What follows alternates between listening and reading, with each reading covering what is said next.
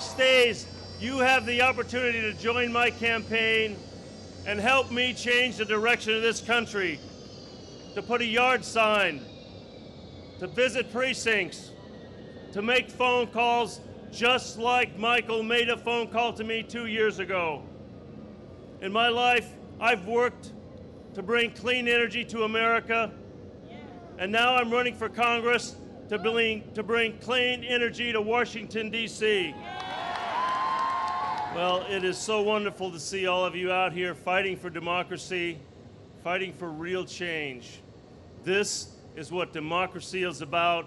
It's about you people. It's about standing together and fighting for a new country. And I want to tell you right now, it's my very big honor and my distinct privilege to introduce one of the great presidents of the United States of America.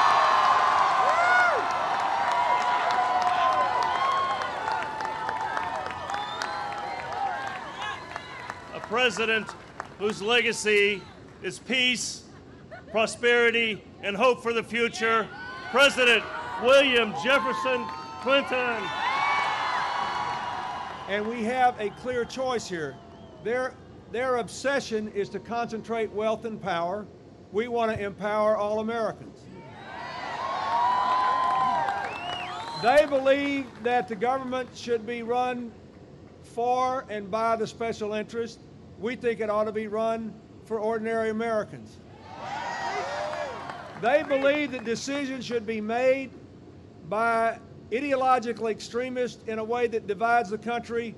We believe decisions should be made by good thinking progressives and conservatives that sit down and look at the evidence, hear each other's arguments, join hand and do what's best for all Americans. That's the difference in this election. The thing I like best about your sending Jerry McNerney to Congress is that he has proved in his life that we have ignored for the last 6 years the greatest economic opportunity we have had in a long time to build a clean, independent energy future. Now, I know a lot of the farmers that live in this district think, well, they can't vote for a Democrat. They'd make a lot of money if we didn't have any endangered species. Well, they won't have to worry about it, because if we keep letting the climate warm up, the species are going to die in spite of our best efforts to protect them, and then we will all live with the consequences. But the truth is, they'd all be better off with him, because they could either grow crops that would be biofuels, or they could use them to bring in the crop, and they wouldn't have to worry about the price of fuel, they wouldn't have to worry about the source of fuel, and we would have the darndest revival in rural America you ever saw if we decided to follow doing what the Brazilians had done and make our own fuel.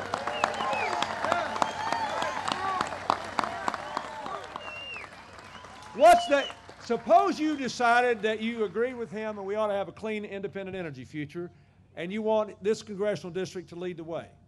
What is the ideological answer to whether you should build windmills first or put more solar panels up? There's not. You actually have to know something. You see the point I'm trying to make? The way they do things is spectacularly ill-suited for the challenges of the modern world, abroad or at home. We're better than that.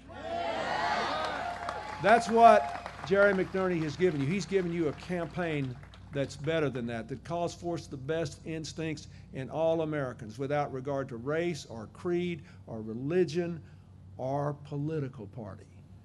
I'm telling you, all over this district, there are people that have looked at him and say, you know, he looks like a fine fella.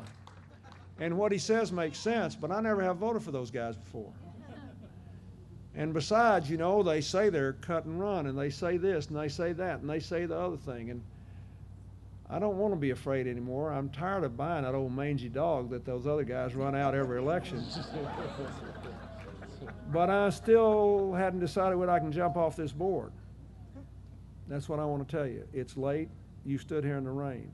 You did it for a reason. You know it matters. Now, you've got a few days.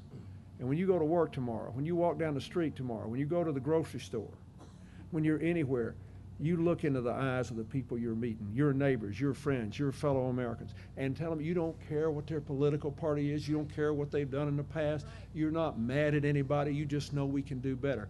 Try to find the people still standing on the driving board and grab them by the hand and say, let's jump off to a better tomorrow. Thank you, and God bless you.